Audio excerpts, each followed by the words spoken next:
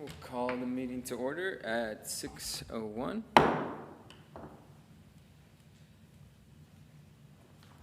Carla, can we do roll call?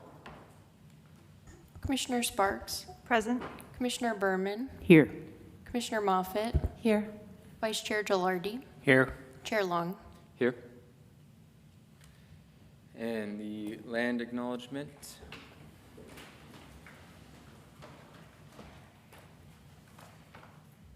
The City of Cotati recognizes that we are on the ancestral lands of the Coastal Miwok, who are the original caretakers of this area.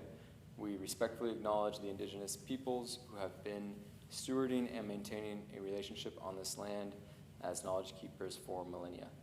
This acknowledgement does not take the place of authentic relationships with the indigenous communities, but serves as a gesture of respect to the land we are on. And the Pledge of Allegiance. I pledge allegiance to the flag of the United States of America and to the republic for which it stands, one nation, under God, indivisible, with liberty and justice for all. Right. Can we get a motion for the approval of the minutes from the March 16th meeting? I move we approve the March 16th, 2026 minutes. I second. All in favor? Aye. I have one edit. Please, sorry, I went too fast. No worries. Packet page 5. I don't mind the promotion, but I'm a commissioner and you're the chair. So maybe just a little title change. Thank you. Other than that, aye. Okay. We got that, Noah? Okay. Let's do that again. All in favor with the revision?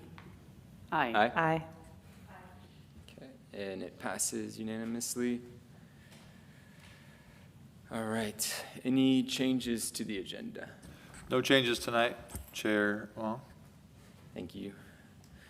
Director Hausch, we'll move on to public comment. Any member of the public wishing to speak to the commission on any items listed on the matters at hand or any other matters not listed on the agenda that are within the subject matter jurisdiction of the commission may do so at this time. Pursuant to the Brown Act, the commission is not allowed to consider issues or take action on any item not listed on the agenda during this period. Pursuant to City Council Policy 202301, comments of any member of the public are normally restricted to a total of 3 minutes in length per person for matters not on the agenda, and a total of 3 minutes per person in length for any and all matters on the, for any and all items on the matters at hand.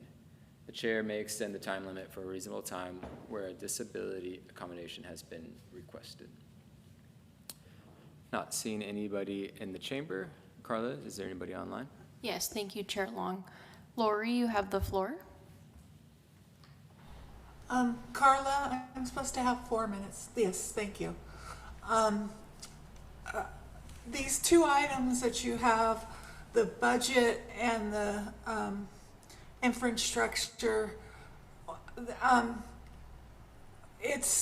they're sort of not telling what's really going on here.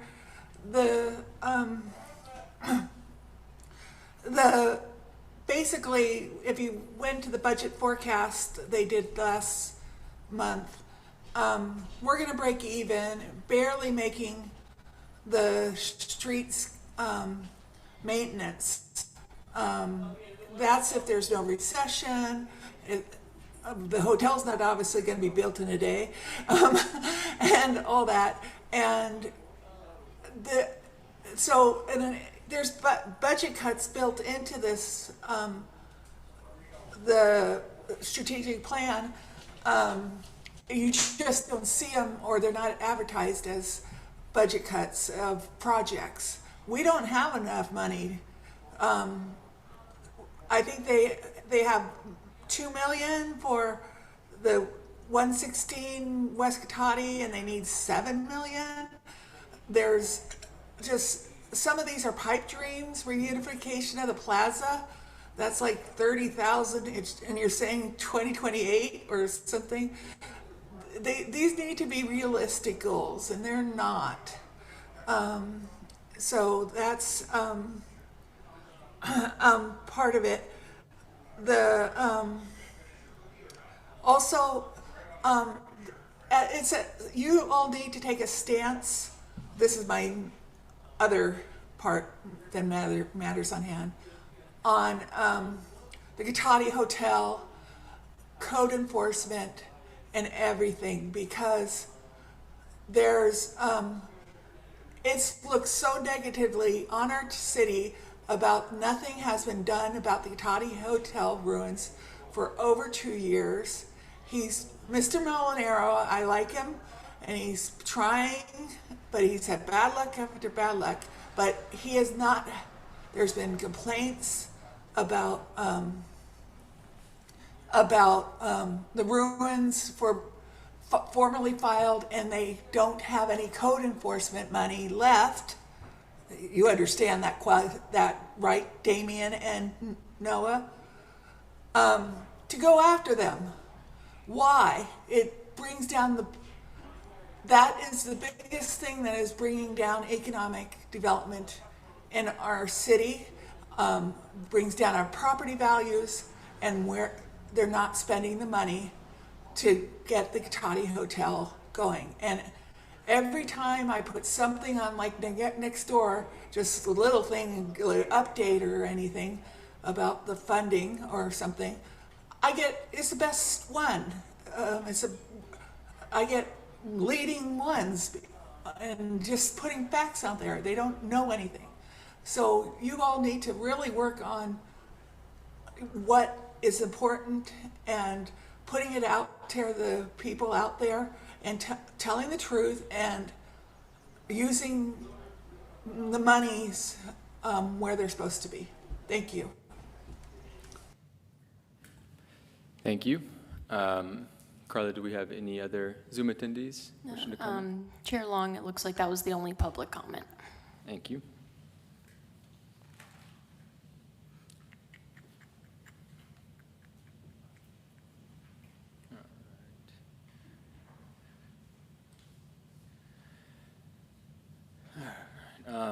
We will move on to matters at hand. The first item on the agenda, capital improvement plan, general plan consistency determination. Chair, Commissioners, Craig Scott, Public Works Director, City Engineer. Every year about this time, I come before you to present the capital improvement program and to determine its conformity with the general plan. Got a PowerPoint. The outline is first looking at the requested action, describing the purpose of the CIP, which is Capital Improvement Program, and then going over the list of projects by department. Go ahead and advance the slides, please. The next steps, and then finally the recommendation. This year, we have the Capital Improvement Program, which is very similar to what you saw last year because it's part of a 2-year budget. You've got the 2-year budget.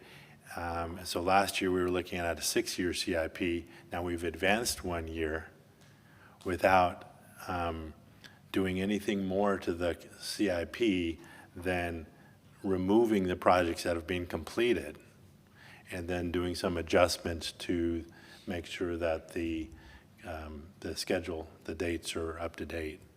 But the list of projects are the same. We're not necessarily introducing new projects. So we had 6 years before, now we have 5 years.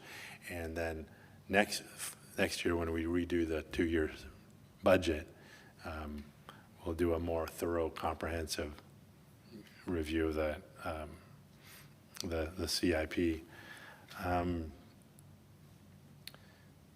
And then we're just focusing tonight on having enough of an understanding of each project to make that determination that it's supporting or more specifically conforming to the general plan. So we do that by linking it each project to an objective or a goal of the general plan. Okay?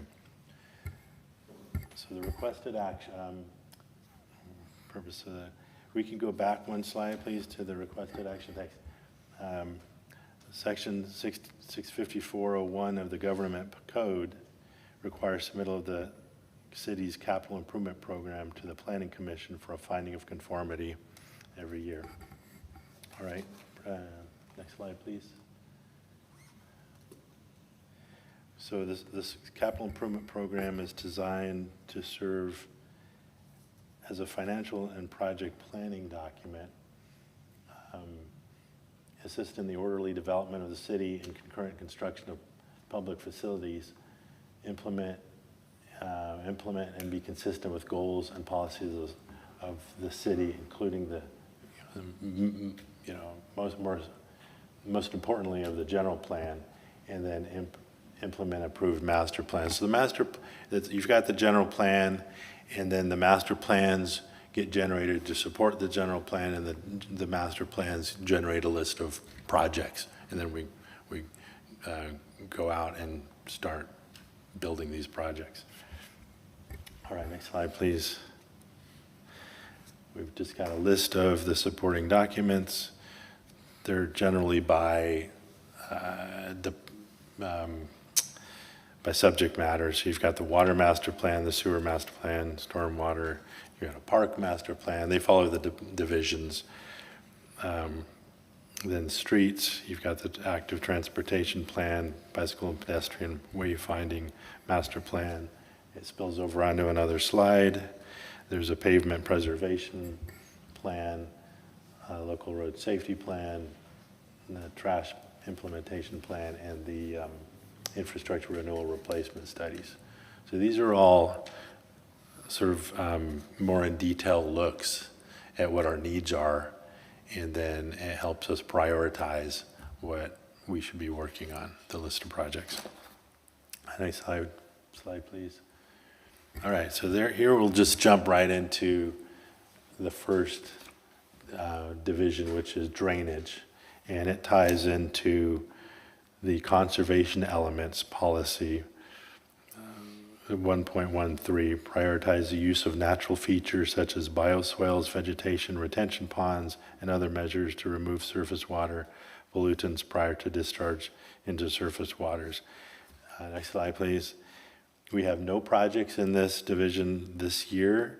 The trash implementation plan, which was submitted to the regional board back in 2018, just now got reviewed, and it was very favorable to us, where we had structures to remove trash.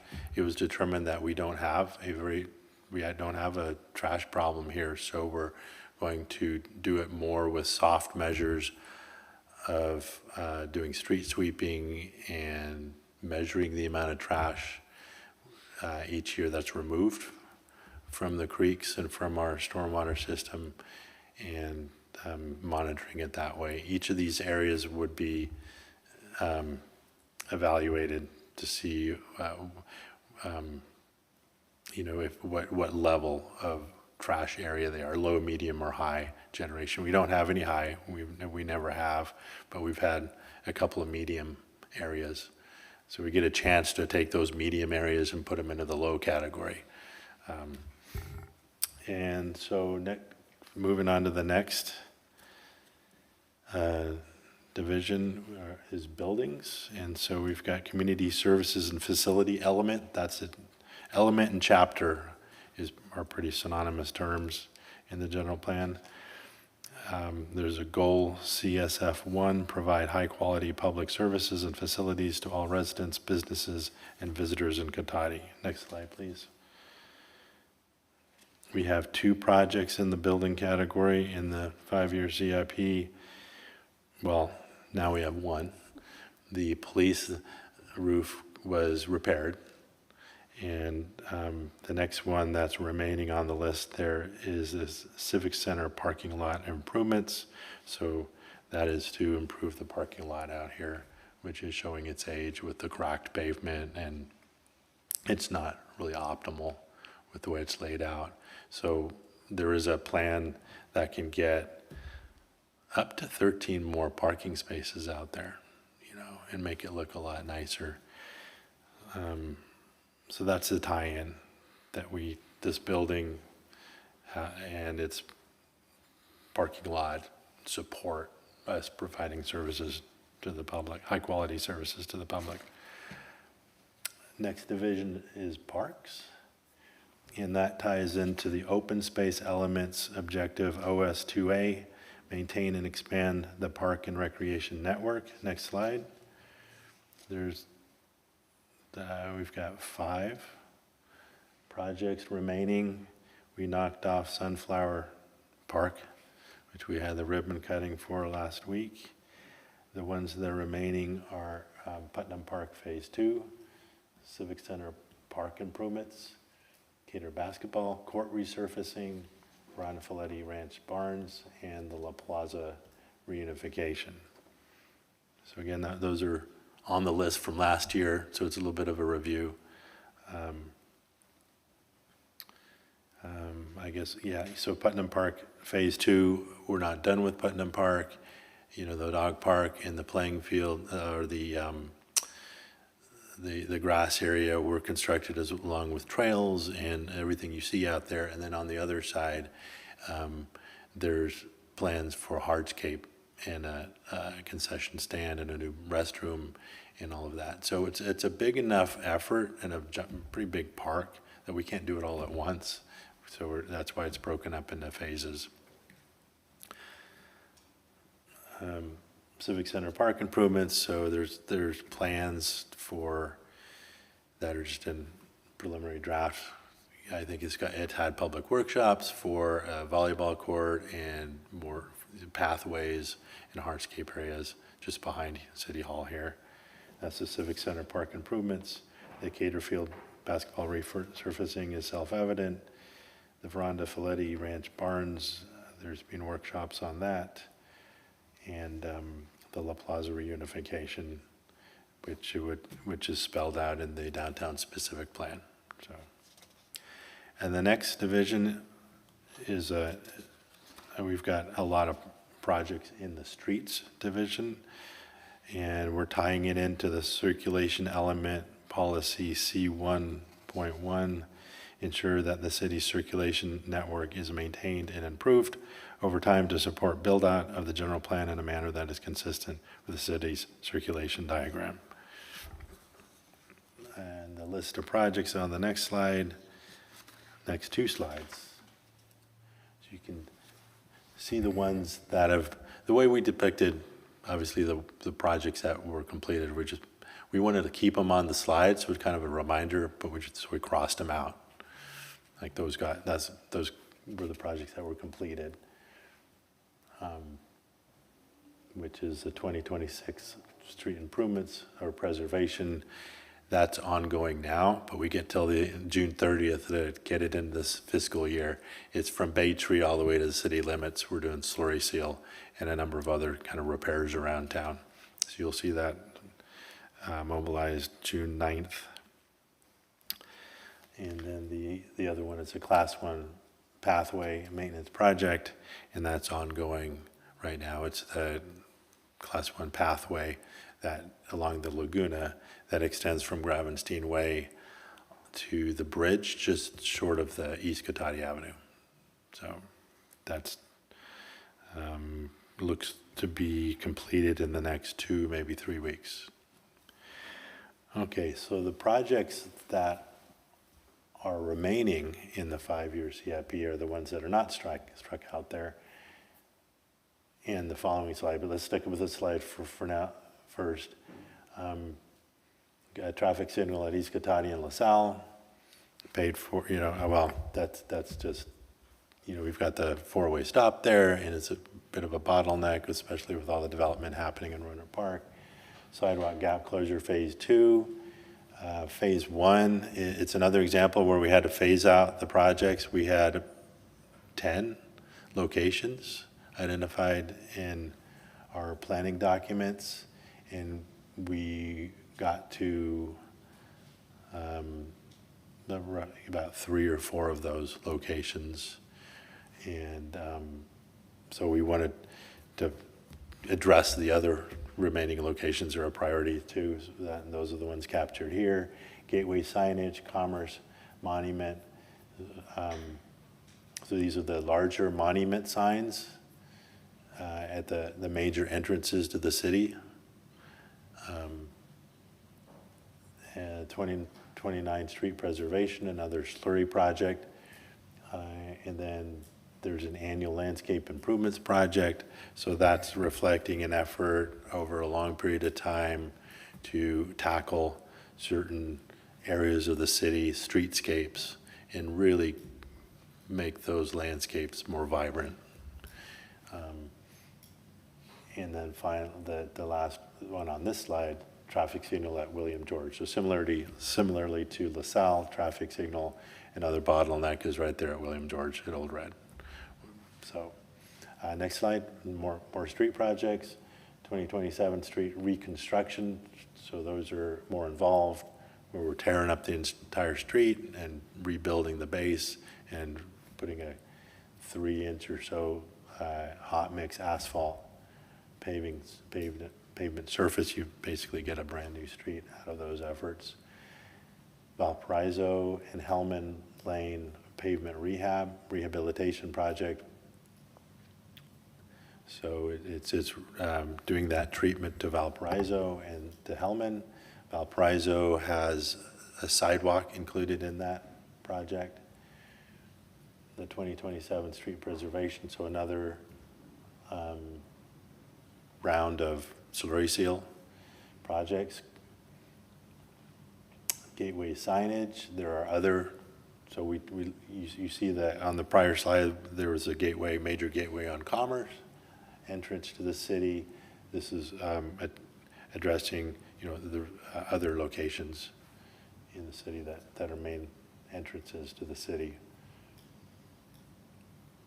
And then every year we have a bicycle pedestrian safety improvements project that's in here for every year. You'll see that showing up. 2030 street improvements, and then the 2031 street preservation. So every year you see a pattern with streets. Every year we're doing a street preservation, and we're trying to get in a reconstruction, and then hopefully we exhaust all the reconstruction and we're just doing preservation. We're almost there, not quite. So in this 5-year CIP, you'll still see them both playing tag in this CIP. All right, so with that, we're on to the next division or department area, which is sewer. And this ties into the community services and facilities element of the general plan policy, CSF 2.18, maintain adequate sewage conveyance infrastructure to meet existing and projected demand throughout the life of the general plan. And the next slide shows the list of projects here. So it's a very focused effort on rehabbing our sewer collection system because it's aging, which includes the collection system, and we have 4 sewer lift stations. So that's where we like to have the flow by gravity, but because certain parts of town are lower, it has to flow by gravity down to a pump station, and it gets pumped up where it can then join the rest of the flow and then out Hellman to the regional wastewater treatment plant. So we're having those, the year we're in, evaluated and assessed as to their condition, and then we'll get a list of improvements to keep those stations reliable, instead of waiting for something to break, we go out and go, oh, this piece of equipment or sensor or something is at the end of its useful life, and we proactively replace it. So that's what that's about. And the collection system is about, there's joints in the sewer pipe or sections of the pipe itself that are corroded, and it lets groundwater and surface flow in there, and then we end up paying a very high price for Santa Rosa to treat it in their treatment plant. So it's very cost effective to go in there and fix those, spot those areas that are falling, not in good repair. And there's a study there, the sewer renewal replacement master plan, which is looking at all of those facilities and prioritizing what we need to do to make the system reliable, and the wastewater system emergency generator project. So with those 4 lift stations, it's pretty much industry standard to have a generator. So when we lose power, which is happening more and more frequently, especially since the 2017 Tubbs fire, it seems to be a very common occurrence to lose PG&E power with these rolling blackouts or PSPS events. So it's industry standard to have it automatically switch over to a generator, so you have uninterrupted pumping of that sewage. Or else, what we do now and what we've done for the last 35 years or so is we get an alarm that we've lost power, and a person is sent out with a generator on a trailer to go around to each of the pump stations and hook up to the stations to make sure that those wells are pumped down. All right, next division, which is water. And the community services, and same element, same chapter of the general plan we're referring to, tying into, and the objective is provide an adequate supply of clean, safe, fresh, environmentally sound water to existing and planned users within the city's service area. Next slide shows the list of projects with one crossed out there for the treatment system for well 1A and 3. At the top here, we've got the water. As we had with the sewer, we have a companion document, water renewal replacement master plan. We've got a well 2 renewal remediation. So we're giving special attention to well 2 in this past 8 to 10 months, and doing water quality samples and focusing on its equipment and its state of health and reliability. And we're expecting recommendations to be coming out of that study here in the next month or two, and that'll keep us busy. We'll pick the highest priority projects on that. And so that's what that well 2 renewal remediation, it's actually not a study. That part is actually buying equipment and installing it. Well 4 is on the list for 2028. And we've got 3 wells now. That'll add another one to our water supply. And distribution system monitoring is putting sensors out in our distribution system so we can get an advanced warning on main breaks, or if there's a fire out in the system and a hydrant is being used, system operators with this monitoring would be able to maybe turn on a well or make some adjustments to better accommodate that. West Sierra tank recoding, it's out 2031. We were expecting to do it, have it recoded last year or the year before, but we had a diver go in there and it was in really good shape. So the recommendation was you don't need to do this for another 5 or 6 years. So that's why it's pushed out. So that was good news.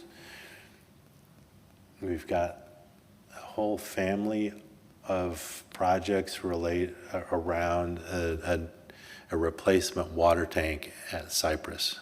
So we've got the 1 million gallon tank out at the West Sierra Avenue up with the water agency tanks. And we used to have one at the top of Cypress Avenue, but that became inoperable.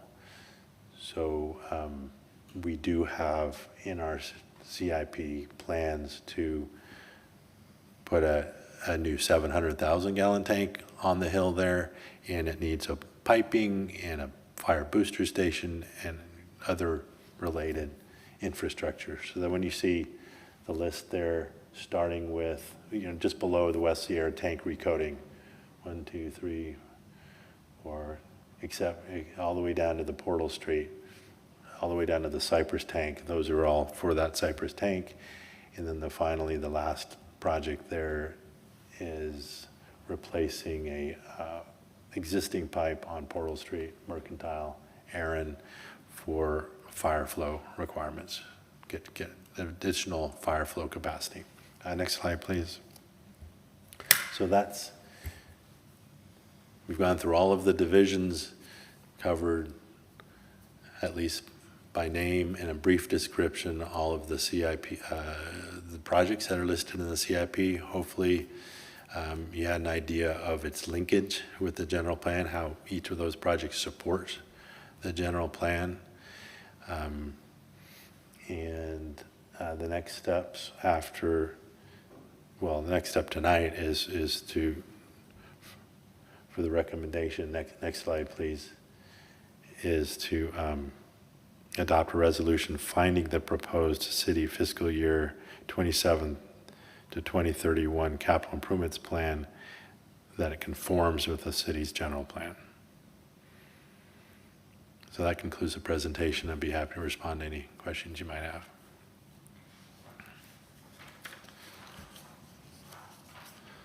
Thank you, Director. We will open it up for public comment in a minute, but before we do that, is there any clarification questions from the commission? And we'll come back for questions as well. Yeah, I have a couple questions. I believe last year with this presentation, there was a breakdown of your priorities with the CIP and possibly costs as well. Am I mistaken in that?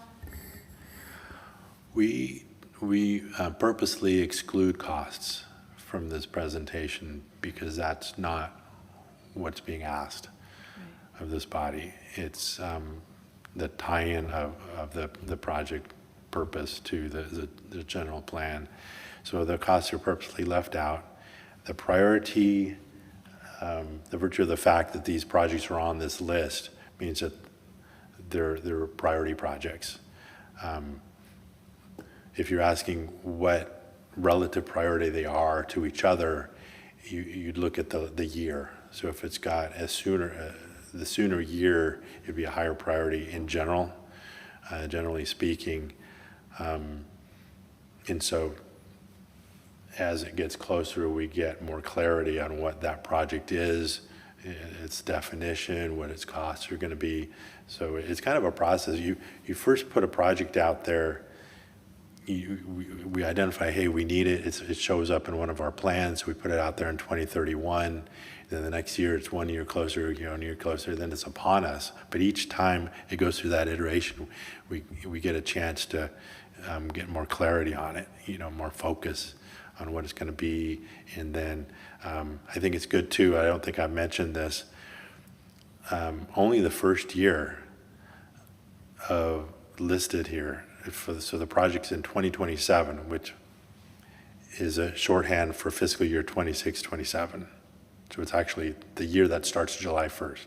So when you see 27 on there, those are the projects that are in our budget that we've allocated funding for if it's a type A project.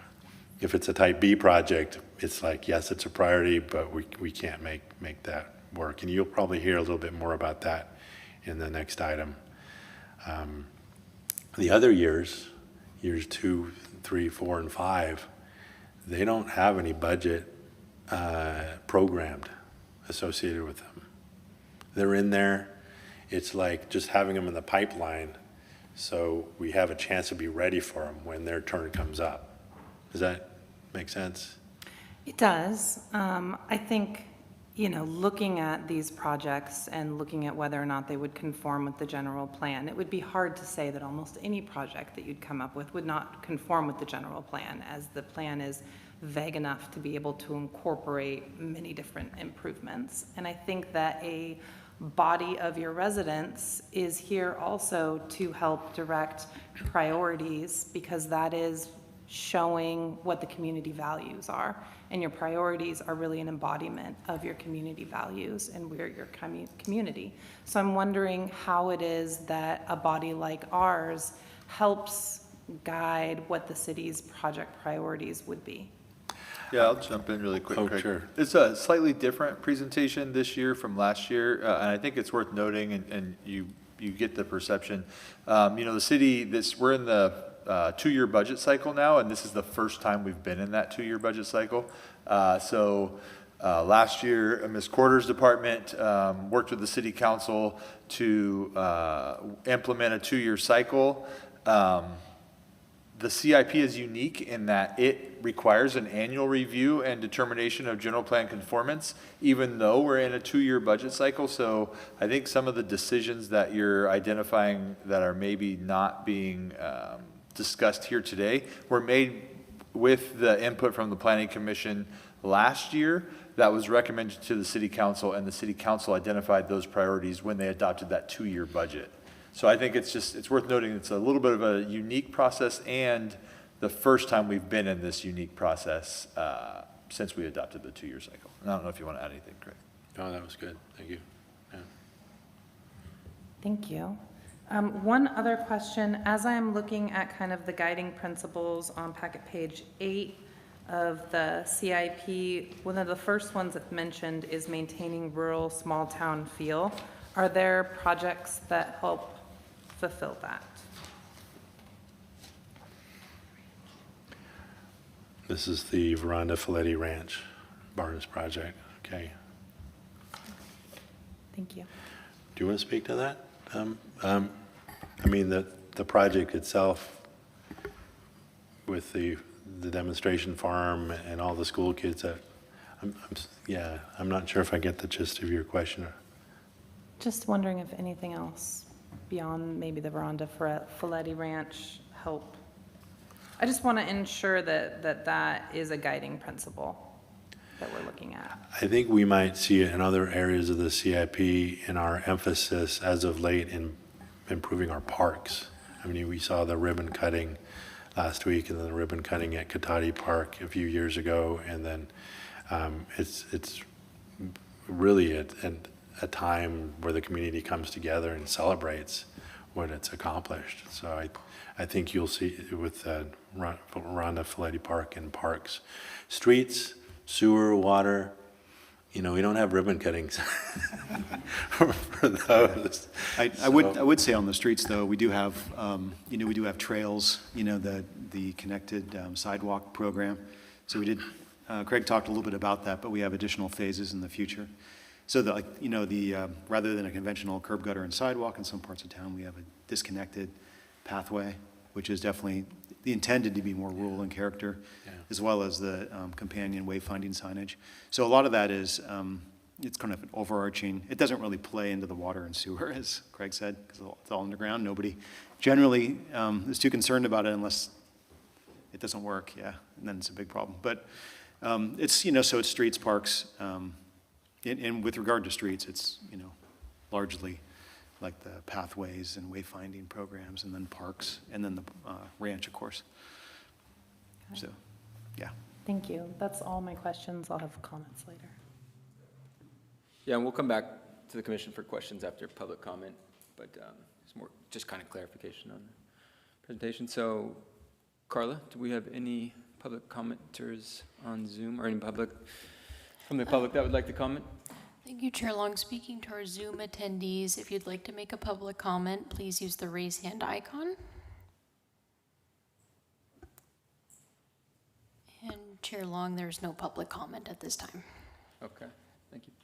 And we'll go back to the commission for any follow-up questions. If anybody has any. Shall I? It was a nice piece in the Voice about the signage and how somebody was following it and reading the sign. It was all the signs and commenting on it, so that was very nice. I don't know if you caught that. think it was last week. The dog park at Putnam Park is beloved, really beloved. And if I only look the direction of the birds, then I'm okay. But then sometimes my head turns and I see this unused ballpark. And my heart, it gets heavy. So I want to know how we can get the ballparks, both this one and at Cater, to be more accessible for the public.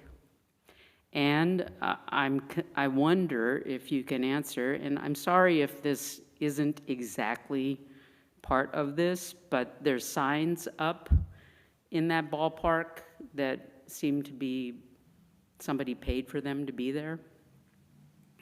And who is benefiting from that signage? I want to know.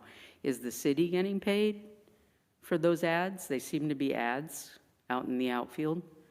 And I'm speaking directly to the concession stand. Is the concession stand for the city benefit, or is it for the benefit of the people who, I will say, own the field? Because if that's the case, in my opinion, they can build the concession stand if they are profiting from the concession stand, because I don't see that it is a public citizens of Cotati, residents of Cotati situation. To me, it is theirs, and they should build it. We disagree, City Manager Obid, about the footprint of that ballpark. To me, those massive dugouts you can't even view the ball game if you're trying to watch it from the stands. You can't see it. And then now you can't see it from the outfield either because there are ads up. So I just want to know, whose ballpark is this? Is it mine or is it theirs? Is it ours or is it theirs? Because it's not, I don't see people using it. Somebody is always in the dog park now, always. I don't see anybody using the ballpark. And it makes me sad. And I don't even know where the concession stand will go. Yes. So, Ms. Berman, we do have to stick to the items on the agenda tonight, so we can definitely get your questions answered. And there is a design that shows the location, the planned location for the concession stand that we can share with the commission. Great, that would be great. And so I think that they could build it, and I think we can save the money. So that is my point where this is concerned. And how much will it cost, and do we need to pay it? I will just say that the field is unlocked. It's open to the public if they wanted to use it. The baseball, the league that has a license to use it, uses it pretty frequently. Their schedules are pretty busy at both parks, but it is otherwise open to the public. It's unlocked.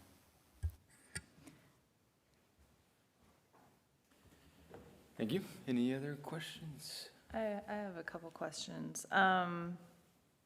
On the La Plaza reunification specifically, it says in our packets on packet page 22, estimated start date 9/16/2027, estimated completion date 6/30/2030, but I recall from the presentation, I think it said 2031. So what exactly is going to be starting in 2027 for that project? The start of a project doesn't necessarily have to be starting construction. So this one's going to have a longer lead time than most projects on public outreach and the design and finding funding sources. Got it, okay. All of that. So probably, like, since we're in the 2-year cycle, next year, around this time next year, we'll be talking about whether to include that one in the budget or not, because it's not, or is it already included in the budget for this year? That's a possibility. Yeah, I mean, if, for 27, it would just be some preliminary, very preliminary work. the actual construction, assuming it goes forward on the schedule, would be more towards the 2031 side of Okay. things. Because there's a lot of, it's a very busy park, as you know, and a lot of people would have interest in what that is, what that looks like. So it'd be a very robust community outreach process. That would be ahead of any design process. Okay. Yeah.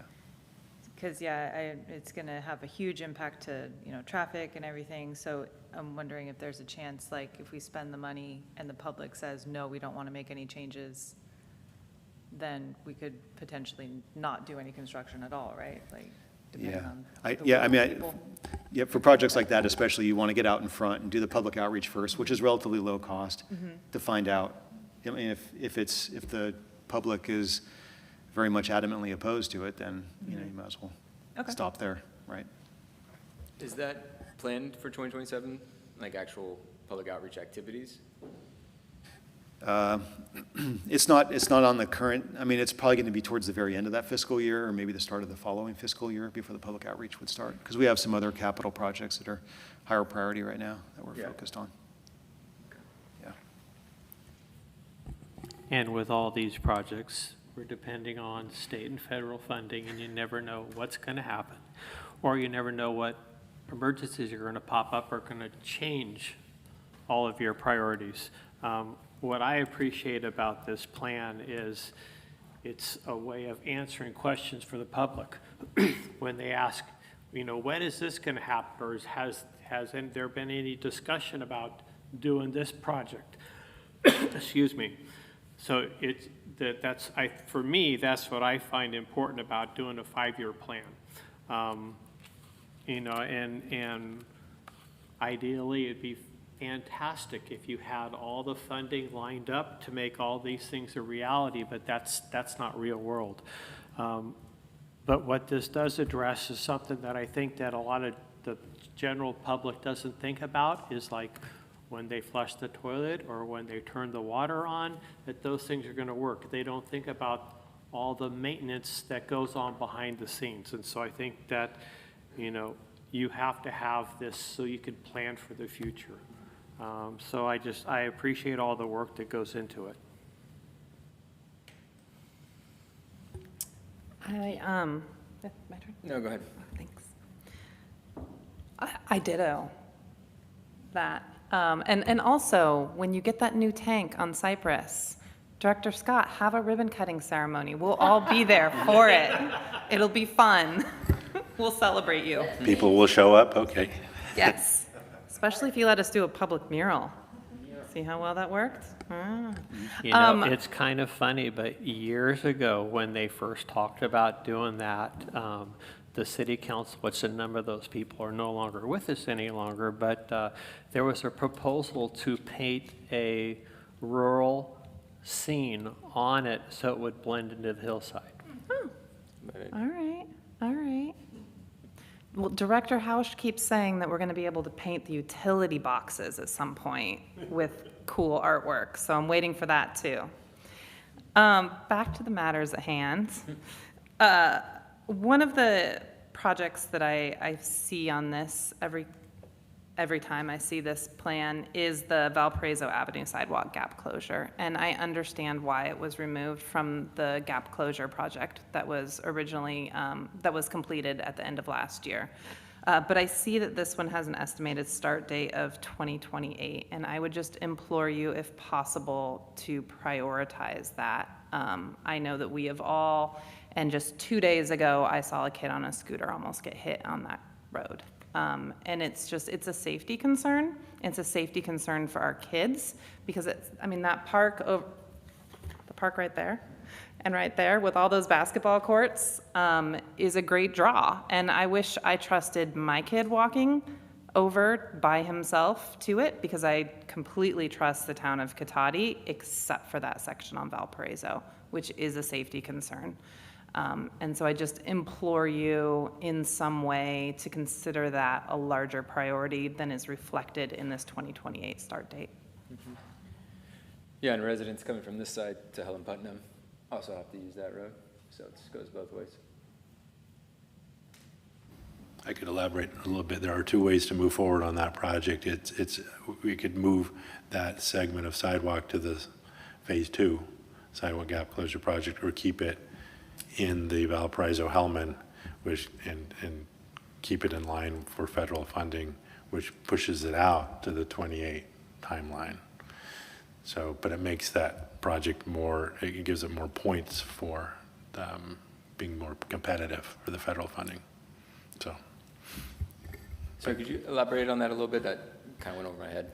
Yeah, the Valparaiso and Hellman we've submitted that to the Regional Transportation Agency as one of our priority fund projects to receive state or federal grant funding. And more these days, a project needs to have pedestrian bicycle elements to it to score high and to get a better chance of getting funding. But we could take that sidewalk out and have it as well. The sidewalk gap closure, I laugh because the sidewalk gap closure Phase 2 is also reliant on that state or federal funding as well, because it's a project that scores highly for those type of applications. So right now there are two road and sidewalk basically as one project. Are you saying to separate them? Correct. Yeah, and I will say that that particular stretch, both the roadway itself is in bad condition, Valparaiso right through there, basically between Lund Hill and West Sierra, and also the lack of a pathway. They are high priorities, and whether it's federal or state or some other funding source, we are looking to move those forward ahead of many of the other projects, because it's a key pedestrian connector and also a safety issue, as you point out. So we hear what you're saying. We definitely are trying to get those built as soon as possible. I'll be honest, considering how many people use that as a cut between, so they don't have to go through downtown to get to Old Redwood, I don't mind that the road itself is not very smooth. It slows people down, but I do mind the lack of a pathway. Yeah, if we separated them and did the sidewalk now and the road later, would that be rework later, where we're having to like tear up something new that we just built to redo the road? Or is it just the federal funding consideration? The sidewalk's designed, and it was designed to be independent of the roadway Okay. rehabilitation. Okay. Are there any cons to separating them as two separate projects? Like, is there a downside to putting them forward as two separate projects in order to possibly fast track the sidewalk? There is.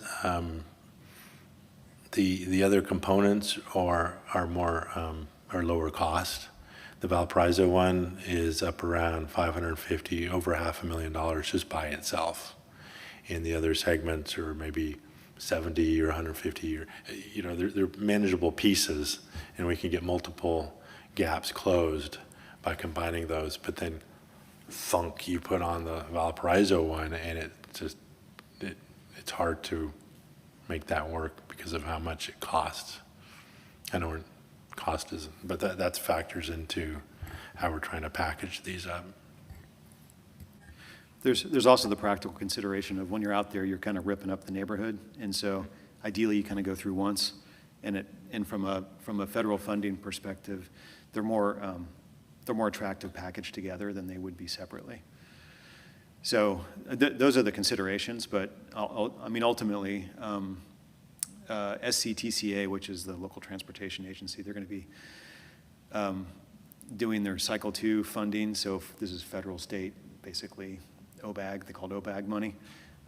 End of July, they're going to have some initial recommendations to the Technical Advisory Committee. So that we'll know much more in a couple months as to where these will land overall, and then we can adjust our approach based on where our projects rank sort of regionally within the larger Sonoma County transportation landscape.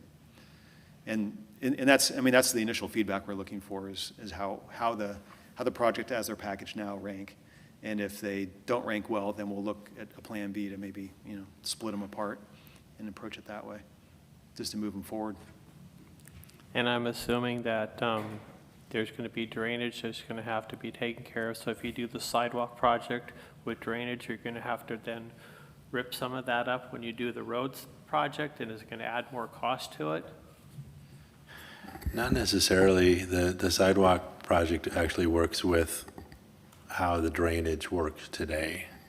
So it's very compatible with that. We're not looking to change things up and build big storm pipes and culverts and stuff. We're just being very much in sync with how it drains today.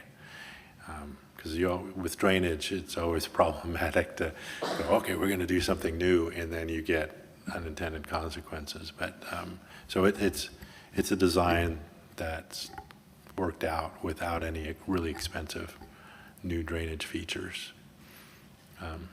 But like Damien says, it does make that street project more attractive, and more competitive. Is the federal funding package deal, is that part of the timing? Like, do we have to wait a certain amount of time before we can submit that to get the approval? Absolutely. Okay. Yeah, if you want insight into that, you go to the SCTCA website, and it says, what do we do? And there's a funding link, and it has funding program. It has their timeline all laid out with the different funding sources, and they're all, it's not happening in the next 2 or 3 months. It's, early spring of 27 is when some of the funding decisions are made. So they're pretty far out there. And just not to bore the hell out of you guys, but cycle, so the Cycle 2 OBAG, how it looks like, what that looks like is all the agencies in Sonoma County submit a list of priority projects. So for us, this is one of the projects. And they put it into the hopper. There's a street mile population sort of rough gauge that they look at in terms of the amount of money that each jurisdiction gets, and also transportation agencies, so like bus agencies. And there's, on the funding side, there's probably 5 or 6 different flavors of money. So there's like the Go Sonoma, which is the local sales tax. That's very flexible. It's available potentially right now. There's federal funding, which might be available in years 1. This is a 4-year cycle. Might be available in years 1 and 2, but then there's maybe CMAQ funding that's available in 3, and then there's, HSIP money that's maybe available to the region in 4. So it's like, they put it all together with people's project lists. They roughly proportion out how much each jurisdiction gets based on population road miles, so that everyone feels like they're getting treated equally from a funding perspective. And then they try to match projects out based on when the project is ready to go and when the money is available. So in some cases, the project's already designed, it's kind of sitting in the queue, it's ready to go. And that would be the most attractive for some initial funding in the first year of the program, right? Other projects are just like people are, this is not a great example, but let's say like the La Plaza reunification project. If we were a little farther along, but we were still 2 or 3 or 4 years away from actually going into construction, we might be, in that case, we'd be the project that would be in the tail end of the funding cycle. So they try to match them all up so the projects are ready when the funding is available. And depending on the type of funding, depends on some projects are only good for bike and ped projects, some are good for road reconstruction, some are good. It's kind of, it's very funding dependent, both the type of funding, when the funding becomes available, and the jurisdictions and what kind of project mixes they have, and when those projects are actually ready to go into construction. So there's a lot of moving parts to it, but that's why I'm saying when we're in July and we see that initial sort of mix, we'll have a much better idea of where our projects fall into the overall scheme of things, and whether they can be advanced or whether they'd have to wait, or whether they get funded at all, and then we can adjust our approach based on that information. Okay. Yeah. Thank you, that's helpful. Yeah. So like based on that, how complete is the design for the Valparaiso street sidewalk combo project? Is it like ready to go? We just need the money?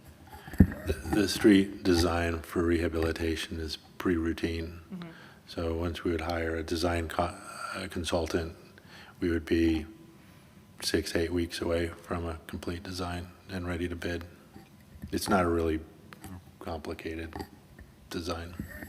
Okay. The complicated part was the sidewalk part, because it takes a lot of public input. The road is just like, It's the recipe you follow. yeah, it's just kind of like mix the ingredients and cook, you know? So if, you know, if they come to us and say, we can get you the money in, 4 months, we'll make it happen, you know?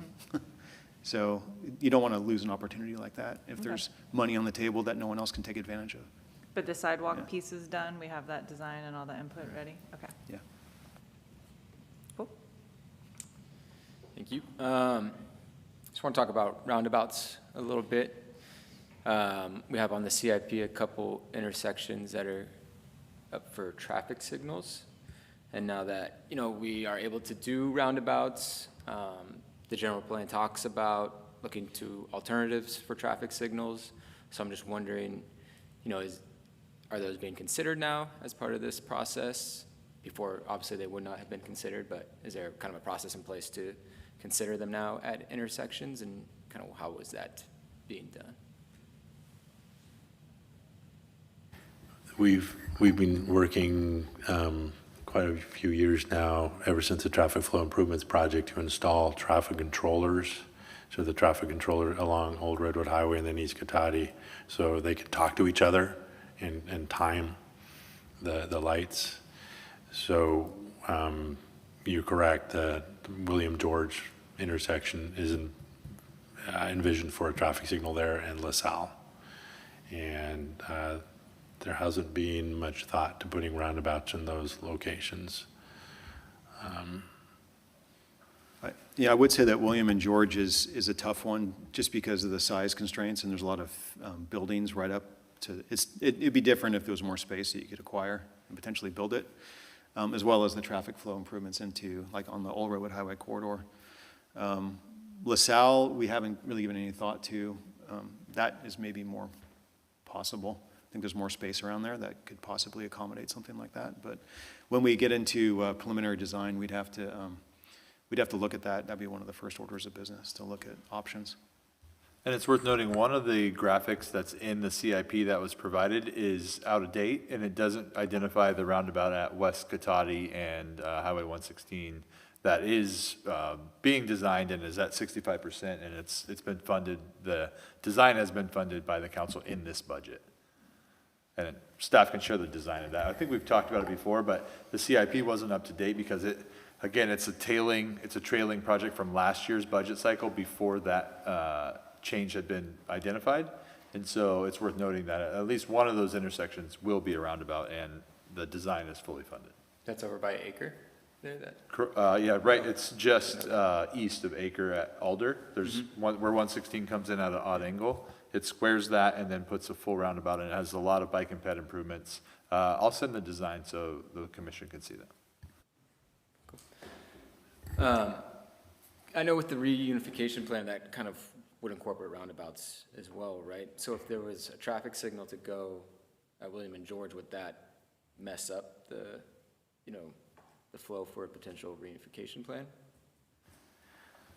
No, I don't think so. I mean, it would be, I don't think the signal would. I think the bigger consideration would be how Old Redwood Highway, East Cotati, West Sierra all come into that plaza area, and what that circulating traffic looks like, and how that affects traffic flows. So a project like the reunification project would have a traffic, that would be a larger part of the initial design, is the traffic modeling, to make sure that the parking, the circulation, and how emergency vehicles could get through the area, that'd all be considerations we'd have to look at early in the process. Thank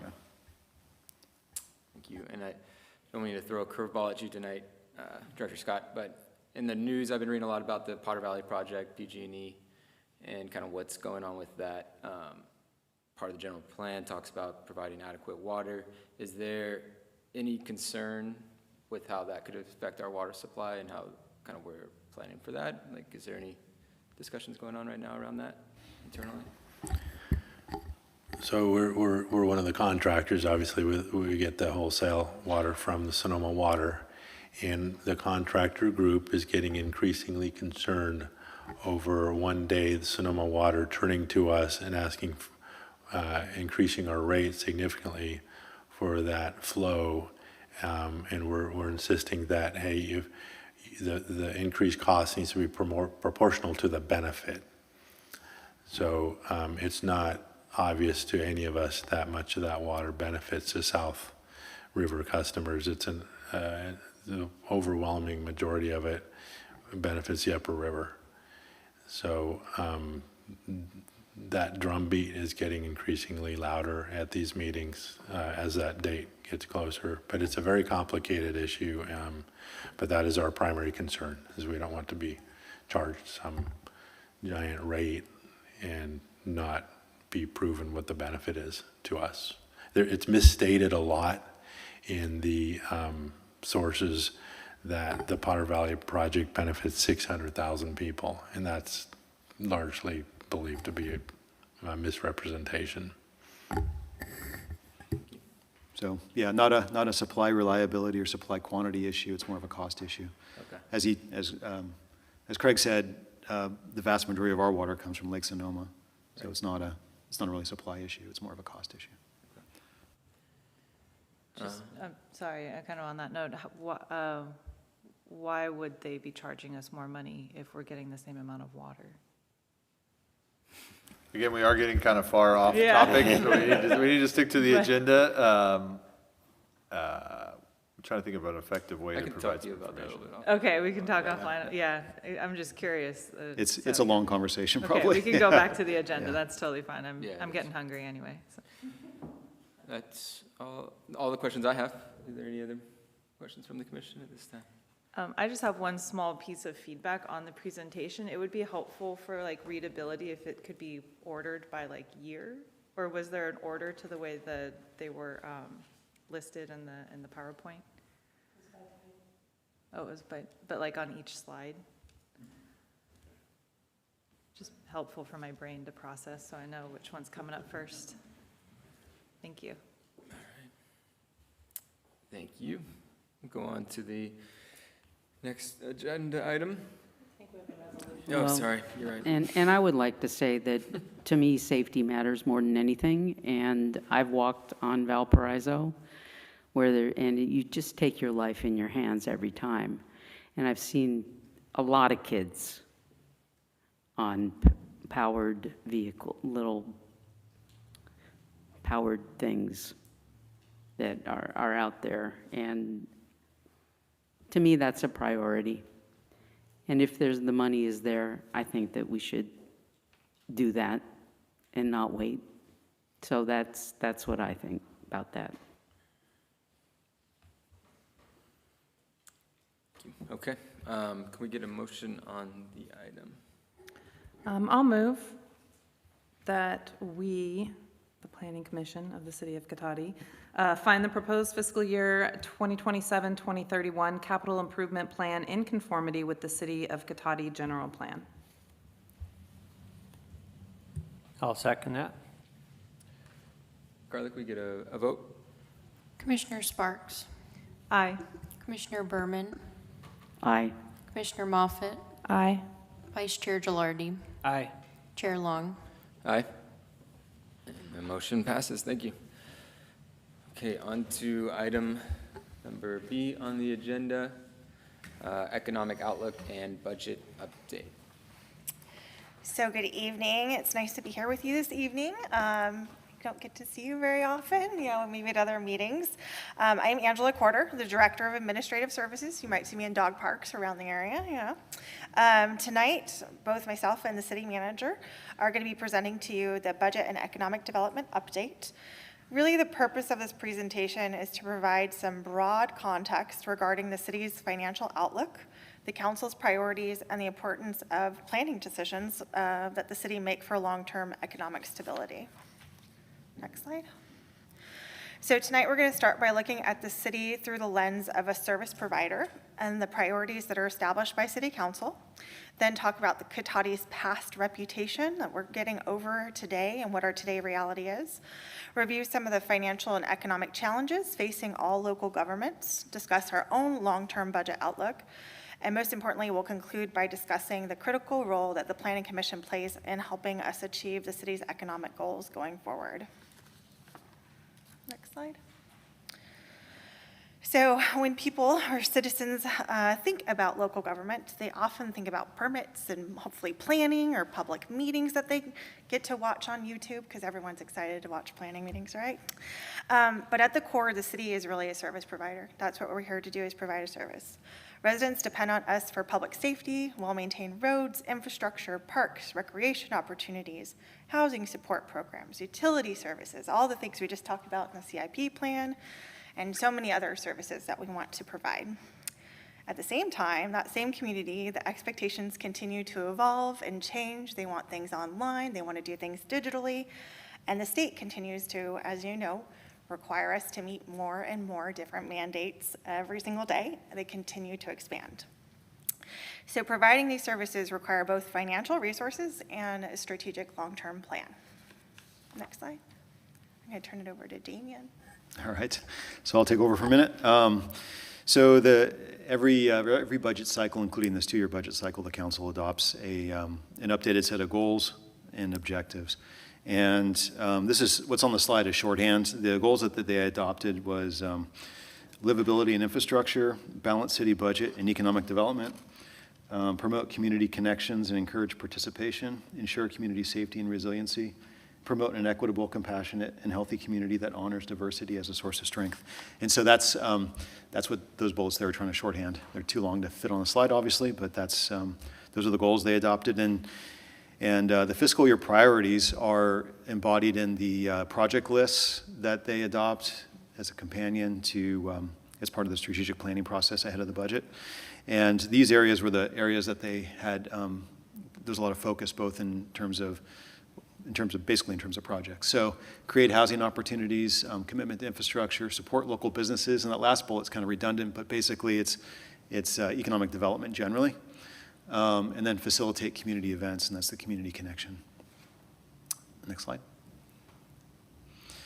So one of the things that we've been working on for quite a few years now is that when we work with developers and different groups, and we go around and talk about Cotati, a lot of the reputation that Cotati's had in the past is that Cotati developed sort of an anti-development reputation. And so, we've been, in the last probably 5 or more years, probably longer than that, the council and staff have been working on streamlining the permitting process, making things more transparent so people know what our requirements are, spending a lot of time with the council on what's really important, what's important to the council, what's important to the community, and making sure those things are preserved, and then trying to streamline to hopefully get that end result and make sure that people are clear on what we're trying to achieve. And so today, we are I hear it all the time, people that come to community development or just work with the city generally, that they've had a great experience working with staff and things are clear. We move as quickly as is possible. There's certain requirements for development, but within those frameworks, we work extremely fast, especially compared to our peers and other agencies. And we have clear standards, and we just try to help people succeed. So a lot of times we deal with people that come to the counter. They don't have, this isn't what they do. They have a business and they do something that they're passionate about, but they don't know about, tenant improvements or building anything out. And so we spend a significant amount of time helping people through that process. So it's hopefully as little pain as possible. Next slide. And this just gets to what I was touching on a little bit earlier, but so we spent a lot of time, as I said, just trying to make sure that we clearly understood what the community wanted to achieve, what the community priorities were. This is with, numerous different conversations with the city council. And then going through the municipal code and then getting rid of things that didn't need to be there because nobody really cared about them. And it just added confusion and more bureaucracy in the process. So this helped us with permit streamlining as well as consolidating all the requirements into like a website and also forms, so that when people come into the door, they know come in the door and they want to do X, Y, or Z, they can talk with someone at the counter, they can get the permit requirements, and they know how to get from where they are, which oftentimes they don't have much familiarity with it, to getting their business open and getting running. And we do pride ourselves on rapid feedback and just being clear. And so all this, when you reduce risk by being transparent and having a clear process, it gets you to construction faster, it reduces risk for people that want to come into town, and it just generally improves the business environment. And then double density, the Cotati, in addition to the state density bonus law, Cotati has a discretionary density bonus program that was also one of the things that came up through some of these conversations with the city council and the public. So it allows, hopefully, to get people out of, the idea is that there's an alternative that might be more attractive than the state density bonus, because the state density bonus is ministerial, which means it bypasses all like planning commission and council review process, steps. But in order to do that, there was a Cotati density program that we came up with. It is discretionary though, so in order to access that, you have to come through a discretionary process. So the idea there is that hopefully we'll get good projects that meet all of our, all of what the community wants to see. And if you do that, if you deliver a good project, then you get then we can give you extra density or other things. We just don't want to, we were just looking for a mechanism to try to get people out of a ministerial process that could result in a bad project for the community. And in our priority development areas, so that's a defined term. That's the 116 corridor, our downtown area, and also our train depot area. We've been making a lot of changes to the zoning code, as you guys probably are aware, and you're part of that. So really to open up some allowances within the framework that the community is looking for. So trying to, like I said, understand what the community wants, but within that framework, open up allowances and not restrict things that there's no particular reason why they're restricted. It just was written that way. So that's been a focus area. And then impact fees. So for high quality lodging, impact fees were eliminated. Also for the affordable units and multi-inclusionary projects. So if you're building a multi-unit like apartment or a multi-unit development, attached development, then the inclusionary units would have no impact fees. And the idea there is when you're building like a deed restricted unit, it's not gonna, you can't sell it or you can't rent it at market, and so you have to subsidize it with the profit from your other units in your same development. So by lowering sort of the city fees for those units, it gets it closer to net neutral for the developer. And then we also have business and project liaisons. So when someone comes in the door and wants to develop a project, they get assigned, it's most often someone in the planning staff, because they're typically the people that see the new development first. So they'll get, someone is basically assigned to them, and they'll get them through the planning phase of the project, but then it does typically get handed off to engineering as well. But that planning person will stay with the project so that there's always a single point of contact while different departments work with them. So, engineering will take the lead on the engineering side of the work, but there'll still be that initial planner that started with the project, that knows sort of the project history, will also be there with the project on the back end for engineering, so that if the developer has any questions or there's any sort of issues anywhere along the line, it's kind of like a ombudsman or something that can help you through the whole development process, start to finish. Next slide, and I'll give it back to Angela. But you haven't Yeah, it's not the last for me. I'll be back later. We're going to bounce back and forth to keep it exciting, right? And then I get to talk about all the money stuff. So as we transition to talk more about the city's financial future, it's important to really understand where our revenues come from. And I'm sure you watch all of my presentations I do to council on the quarterly updates, right? But these are some of our favorite slides that we have for that. So our revenues and where they come from day to day.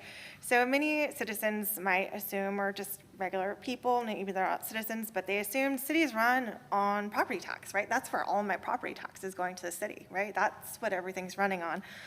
But when you really look at it, most of the money from the property tax go to schools, the county, and fire district services or other special services. For every dollar spent on property tax, the city receives only 11 cents. So that's what is making up approximately 25% of our general fund revenues come from 11 cents on the dollar for your property taxes. So it's pretty critical. You know, it's great. We have to have that 25%, but it's not as important, not that it's not important, but it's critical as our sales tax. So our sales tax, again, sometimes you might assume, oh, Cotati has the highest sales tax. They're just rolling in the dough.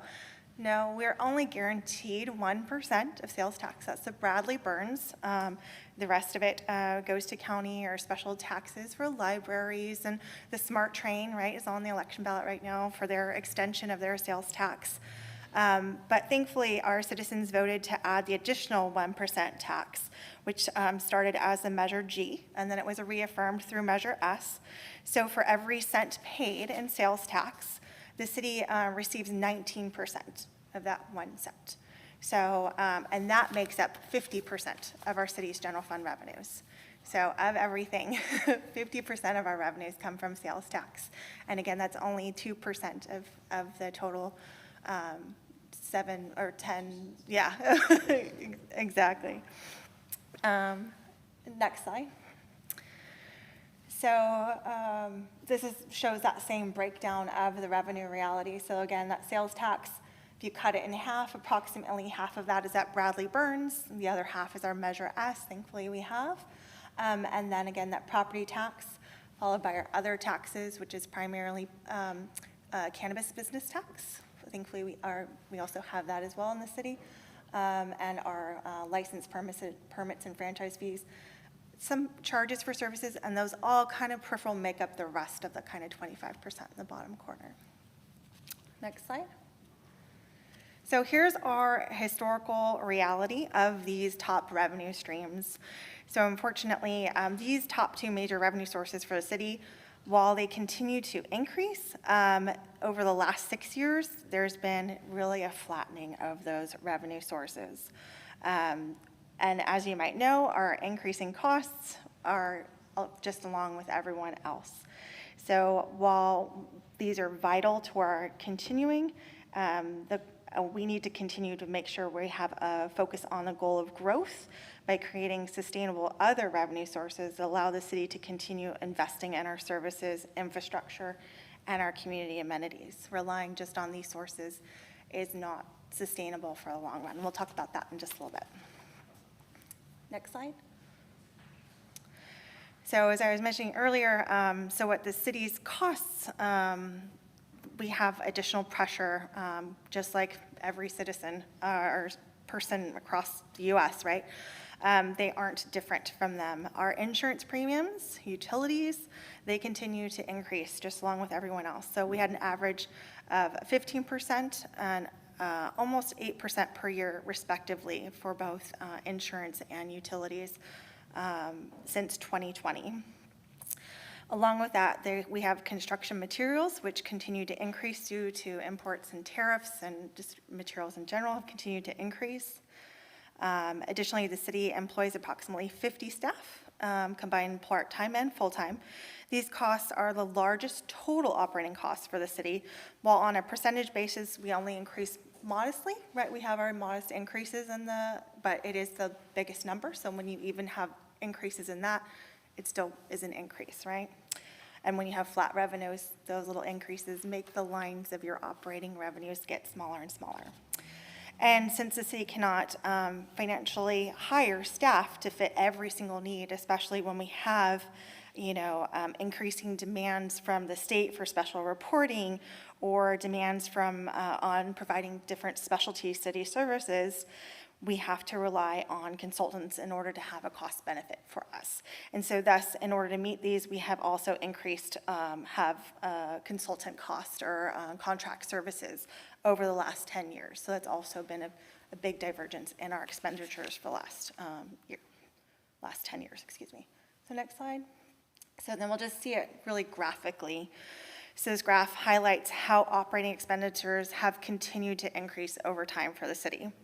So while we try our best, we do a really great job to budget as conservatively, but still prudent. And then we also try to make sure we're bringing in operational efficiencies to help manage these increased costs. There's still limits to what reductions we can make. Just like anyone at home, there's only so much you can reduce in groceries before you're having to go other ways. You can't really cut PG&E bills. You can't really cut your water bill. People try. We try and work with everyone as we can, but some costs are costs. And so those are things that we have to make sure we're fitting into our budget, just like everyone else. So again, as I mentioned on the previous slide, the teal color, which is the 803, that's really our insurance cost. And you can see how that's totally kind of pushing up the rest of the costs going forward. So that's the insurance, and that's, again, that 15% annual increases since 2020.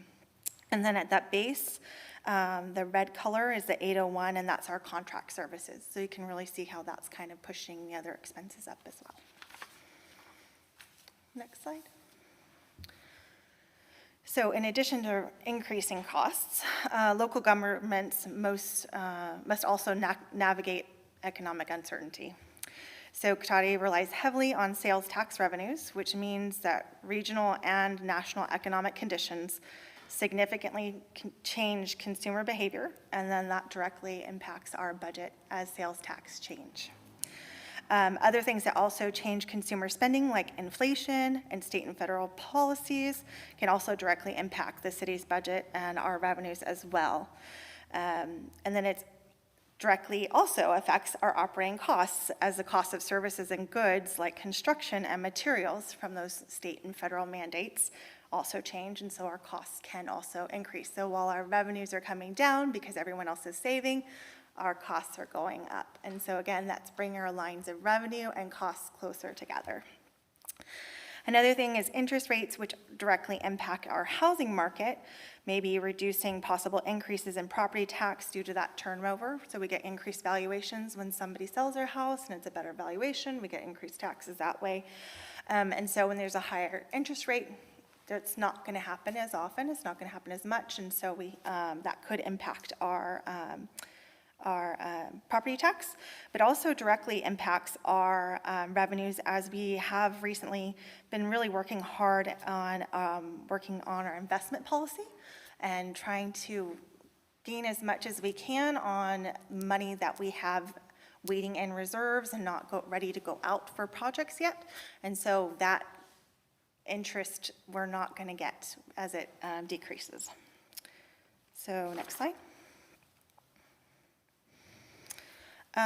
So here's another graphical depiction of our annual net operating income, shown in the purple shaded area in the background. And this is compared to the stacked bar graph in the front, which depicts the annual reserves.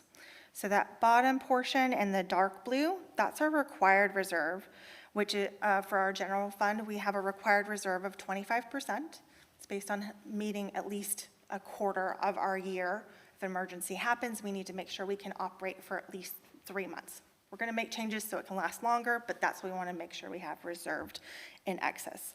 And then the light blue above it is the additional amount above the required reserve.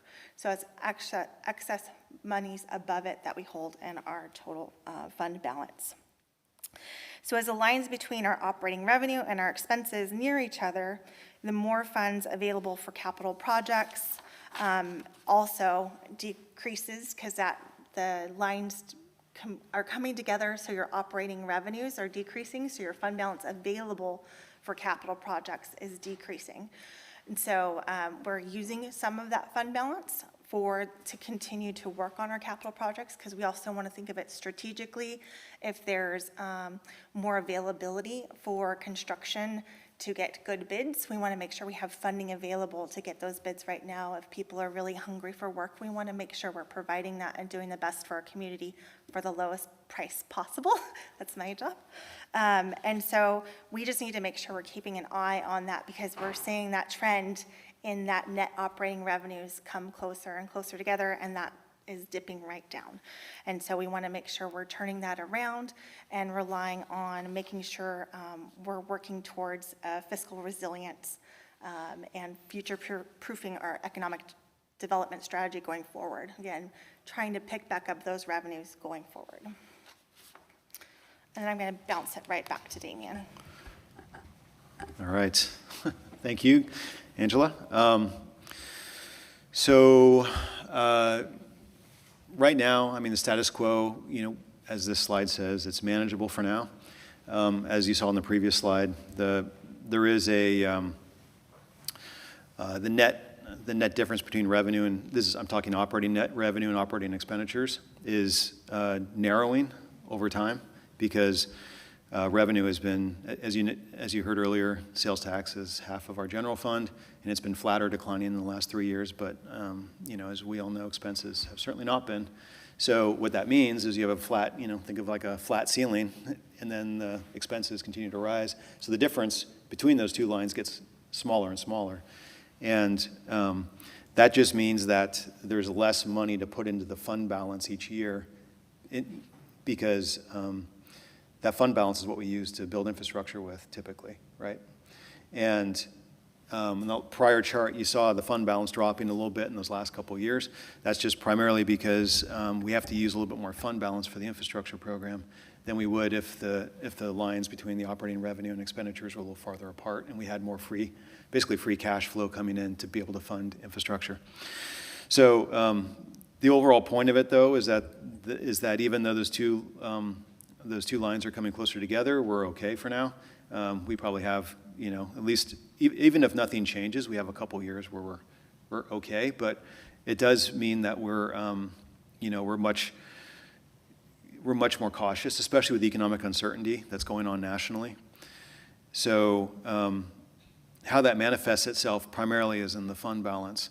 So if you have a lot of potential economic uncertainty in the future, you don't want to send all that fund balance out the door in a big project and then wish you hadn't, because now you need it a year later. So from a capital expenditure standpoint, what that means, what the council's thought process is to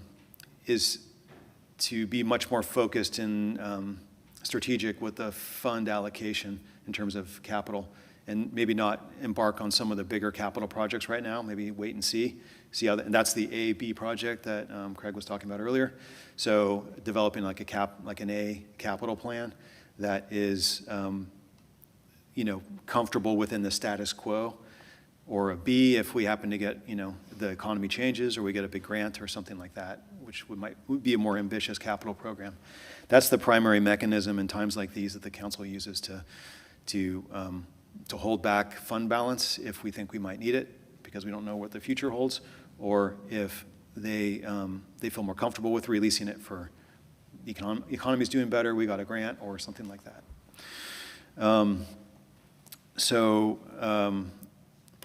Economic development, though, on the other hand, the beauty of that is it creates ongoing revenue without increasing operational costs, right? So the cannabis business tax wasn't one of the early efforts that we were working on. We're still working on it to try to continue to bolster that segment, because if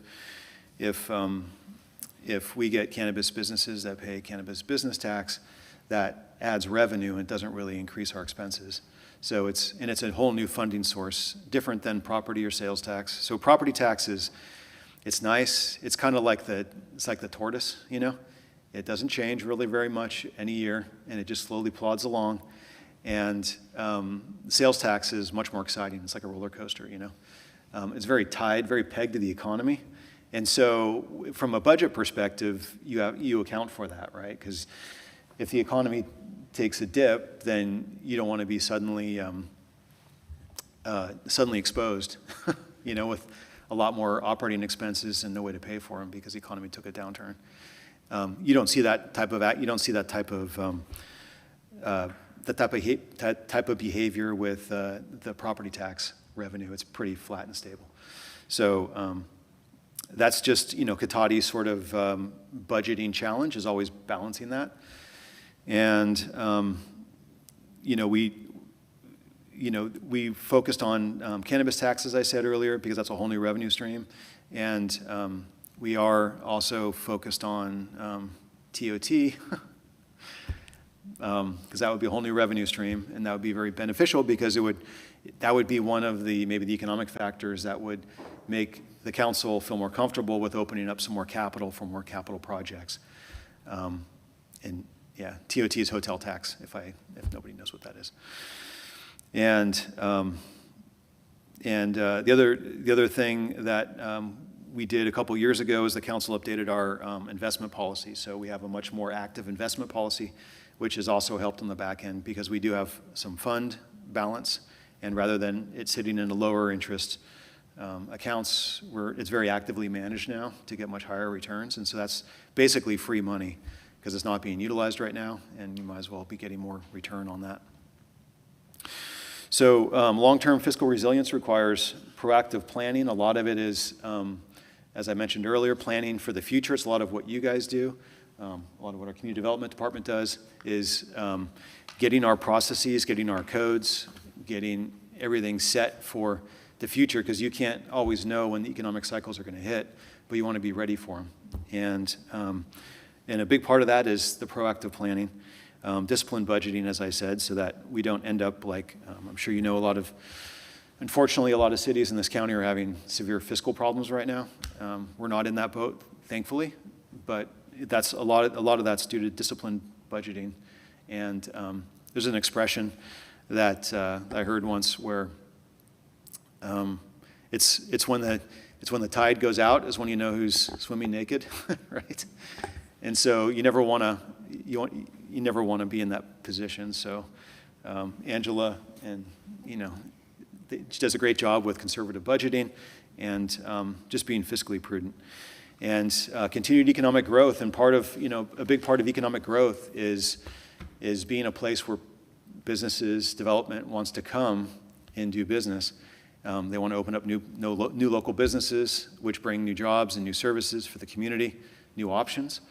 And development, we spent, as I said earlier, a lot of time working on development rules so that hopefully when development comes in, they're building the kind of development that the community wants to see, and not, hopefully not very much of the stuff that people don't want to see. So if they bring what we want to see, we want to get them into the ground as soon as possible, because that brings that investment into the community, it brings new housing, it brings new commercial space. Next slide, please. And so this is just a recap of what we've been talking about. This is it's a budgeting challenge for the city at large, is that we have, 3 years now of flat or downward sales tax, which is a significant general fund source. We are the only city in Sonoma County without lodging, so that's obviously been one of the, aside from the cannabis business tax, been the other near-term economic development activity that we've been trying to get going. We're dealing, like all cities, almost all cities in the state, but most cities in the state are dealing with the same dynamic that I mentioned earlier, where sales tax is flat and costs are rising. It's not unique to Cotati by any means. It's a very common, in this county, we're all in the same boat. The only reason why I say it's not totally the case is that there's some communities in the state of California that have Amazon fulfillment centers, and I think they're recession immune now, probably because there was some changes in the states. The agency at the state that collects sales tax, they made a rule change, and it basically pointed a fire hose of cash at those cities. But it took all the online sales tax away from all the other cities, basically. So that's. But it's not a challenge unique to Cotati. It's a challenge that most cities in this state share. And Highway 116, that's a Caltrans roadway, but it's an important project for the west side of Cotati, because those projects that have been approved, that you all have seen, they really can't get going until that intersection has been figured out. And it's been a game of hot potato for many years as to who's going to take the lead. So the city council several years ago decided, like, we're just going to take the lead on this project. You know, Caltrans isn't interested, and any individual developer just doesn't have the capacity to take it on. So we're taking it on to hopefully build the intersection, at the very least have a design that's been fully vetted by all parties, and it's ready to go if they're ready to build. So with that, it'll unlock a lot of potential new opportunities on the west side. So that's why that particular project has been a high priority.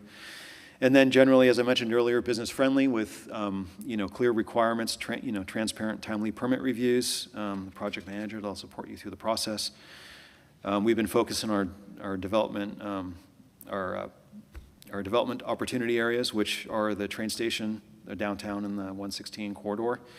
And the Ronda Fletty Ranch is something that's it's not an economic development thing per se, but it's been something that we've been focused on a lot, and we're trying to, once we get past the budget and get all that kind of in place, then we intend to spend some more time hopefully getting that off the ground and getting that moving, because it's a wonderful community asset, and so we want to move that forward.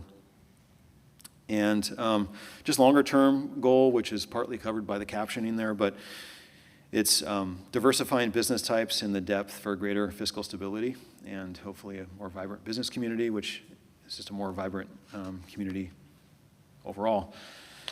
Next slide. And as you probably already know, but if not, you've probably picked up in this, as we've been talking about all the different ways that the Planning Commission plays a key role in all of this. So you guys are really, they'll come into the planning department. They're the first face they typically see, but you all are typically the first, kind of the first step of real approval. And so you're a key piece of the overall process for the city and how people, developers, business owners, how they perceive, doing business with the city. So, private investments are, are key, and hopefully, that growth will create new jobs, services, revenue. And it's, the tricky part, I guess, for all of you and for the council is just balancing the growth with the community character, right? So that's why we've been doing a lot of work, with the zoning codes, as you all have seen, and also trying to distill down what that is that the community really wants to see in business and development, and also the objective design standards, which was another major initiative to try to distill all of that down into what the community really wants to see, so that hopefully when someone comes in the door, we can say, yeah, that's not going to work. Here's all these adopted, look at the code, look at these objective design standards. This isn't what the community wants, and it saves everyone a whole lot of time and grief, Or if you do align with this, then come on, we want to work with you.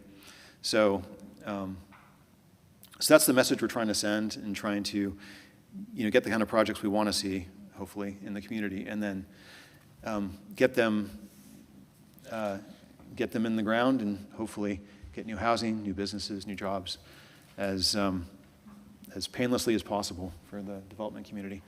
To build and it also regionally helps build the reputation of Cotati as being, one of the best places to come and do business, build housing, and we already know it's one of the best communities to live in, but we also want to make sure that everyone knows it's one of the best communities to do business in too. So with that, I think that's the end of the presentation, but we're all happy to answer any questions if you have any. And just really quickly, I just want to thank Damian and Angela and Craig for coming. I just thought this was an opportunity for the commission to get a little bit of insight into what the city council sees, some of the priorities the council have set for all of us as department heads that Damian tries to lead with all of us kind of getting behind and working towards, because you all are such a big part of it, but I feel like you don't always get all the benefits of all the information and how these priorities are set, how the budgetary decisions are made, and so I just wanted to kind of give you all some of that. And as we were putting together the CIP and we were wrapping up the kind of the budget update, I was like, this is a perfect chance. Will you guys take the time? And they agreed, and so that's why we're here, and happy to answer any questions you get. Great. Thank you, Director Hausch, and you beat me to it. I was going to thank them as well for coming in and presenting to us tonight. It's great to see that perspective and outside of what our normal scope is, so appreciate it. With that, I'll open it up to the commission for any questions at this time. Well, I also want to thank you for coming. And one thing that really stuck out at me was 25%, that number. 25% of our sales tax is our budget. And I never knew that. And I think that the people who live in this town love this town. This city, excuse me, it's a city. Love this city. And I think that if people knew 25% sales tax comes back to the city, that might be something to shop Cotati. Just before you, so you don't leave the room, 50% of the budget is sales tax, and 25% is property tax. Yeah. 50%. Excuse me. yeah. Okay, 50%. That's, sorry.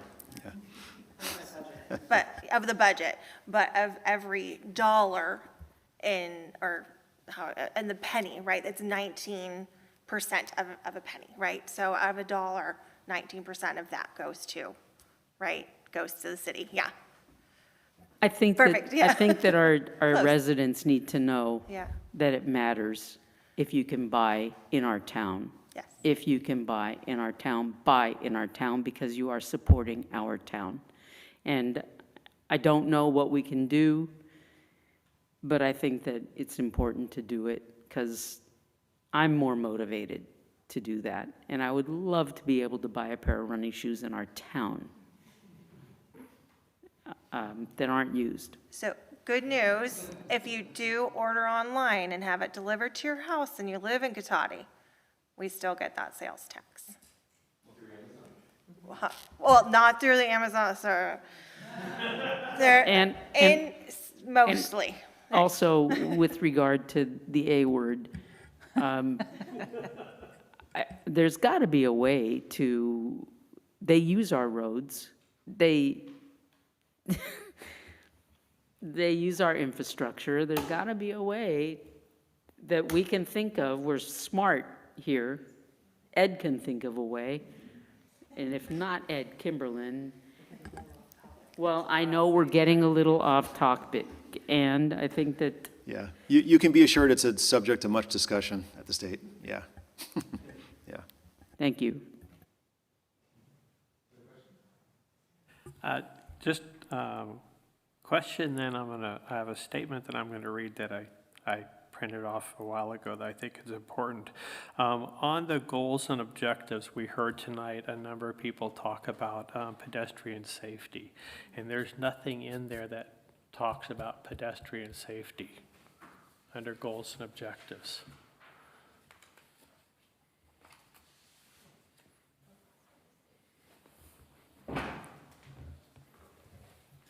And we talk about, improvement to infrastructure, but I think that's something that really should be pointed out. The other thing I wanted to point out, and maybe some of you saw this, maybe not, it was probably 6 or 7 weeks ago in the article that was in the Press Democrat, but I think it's worth repeating. 2 local business members stated that working with Cotati staff has been night and day compared to other municipalities. The city is very welcoming. It feels like a neighborhood, and everybody here works together to thrive. And I think that goes to exactly what you've been trying to do, is change that image. So it's happening, and I think that that's important. You know, being out on the campaign trail, one of the things that I've been hearing from people is, how come we're not building? So I've been telling them about all the projects that we have approved, you know, and one thing that they, you know, a lot of people in the general public don't understand is that we cannot force a builder to build a project. You know, so, you know, I've been telling them about this project, how many units we have approved. You know, I think that just shows that these developers are coming to us, willing to work with us. We've been able to put some, I think, some fantastic projects together, you know, and I can't wait to see ground break so these things actually happen. But, you know, we've been doing a lot of positive things, you know, and I think it's all the work you guys have been doing behind the scenes, trying to change that reputation about, you know, that there's a sign up that we don't want to work with you. And I think, congratulations, it's working.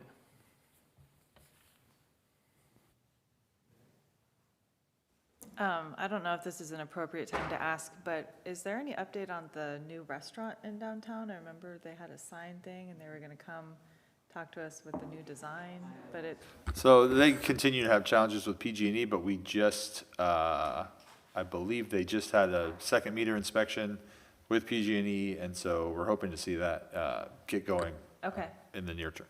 great.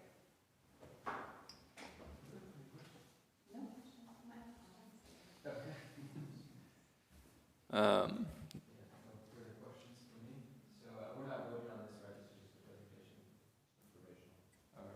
super helpful. Yes, thank you. Sorry, it was a long day. Carla, do we have any members from the public that would like to comment? Thank you, Chair Long. Speaking to our Zoom attendees, if you'd like to make a public comment, please use the raise hand icon. And Chair Long, that will end public comment. Thank you. Okay, we will close that matter. Wait, now I have a comment. Okay, I like doing things in order. please. Thank you so much for coming and giving us this presentation. I will say I do occasionally miss your budget presentations from when I was on the Measure G Oversight Committee. So it's fun to kind of get a little bit of that back again. So that's it. That's all I had. Thank you. Thank you so much. And yeah, thanks again for coming in and presenting to us tonight. It's very insightful. Yeah, looking forward to great things to come. With that, we will go back to the agenda. I think it's just reports from staff. Yeah, briefly, I just have a few things to go over tonight. Just a reminder that we have our monthly workshop series focused on sustainability, and they're called the EcoWise Workshop Series. Flyers are on the dais for the council or commission and available in the back end. We have added it to the agenda as information that came in late. But the next one is June 6th in the Katati Room. And it's focused on sustainable lifestyle basics, and there will be Spanish translation actively there. So we're trying to engage with some of our Spanish-speaking community to kind of spread the word and share some of the kind of information that's being provided through this workshop series. I also wanted to highlight for the commission that we are canceling the July 6th commission meeting. It's a tradition to cancel the first meeting in July, similar to the city council, and so that was the first meeting, or that was canceled by the council, so we're going to follow suit and go ahead and proactively cancel that meeting. So just letting you know now. Also, the council has approved the department's work plan, and so some of the priorities that we'll be working on, we'll bring that back at the next meeting and just go over it and allow discussion and input. But just to know that the council has directed us and assigned us kind of what discretionary tasks we're going to be working on over the next fiscal year.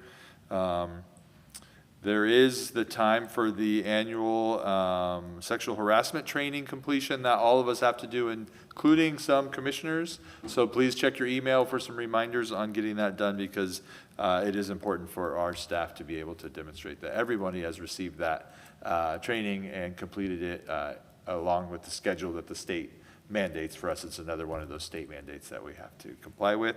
Also very important just for everybody to get that information. Last couple things, I wanted to highlight that the first use permit for food trucks in the downtown and multiple food trucks was approved tonight for the 8 Ball Tavern, or earlier today, so that's been approved.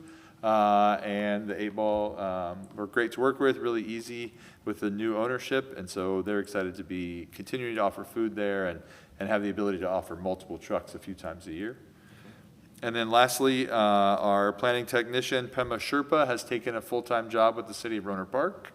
So sad for us, but very good for her. That position's part-time, and so it's very typical for those folks to try to leverage their skills that they gain working for less into full-time employment. And we're 3 for 3 on that so far since we created that position. So that's great, but Sonia Sanchez will be helping us out, and I just wanted to highlight, thank you, Sonia, for your help. And that will conclude the department report. Thank you, Director Hush. Reports from the commission tonight? I'll report that I have completed my 2-hour sexual harassment training, so there's that.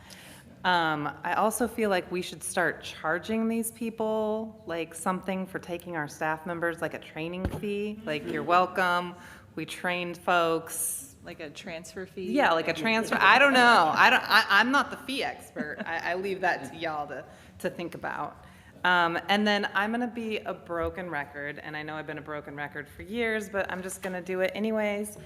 So the location and the size of the caption box never actually changes. So it'd be really awesome, and Noah's laughing because I say this all the time, if there weren't text behind the caption box. Because while we have some of the presentations are, okay, sometimes we have audience members and they don't have that information. So, you know, don't put text under the caption box. That's all. Are you suggesting like a new city PowerPoint template that has? I've suggested that too in one of my other tirades about this particular issue. Maybe just like have a little, like just stop doing it.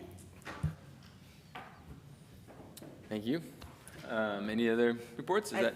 I do have a question regarding the sexual harassment training. I don't recall getting a link for that training. Is that? I'll make sure you have it. Okay. All right. With that, we will adjourn. Thank you. Oh, Chair Long, information received after the agenda was posted before adjournment. We did receive 2 revised PowerPoints and then the attachment that was on the dais from Angela. Okay. Thank you so much for that.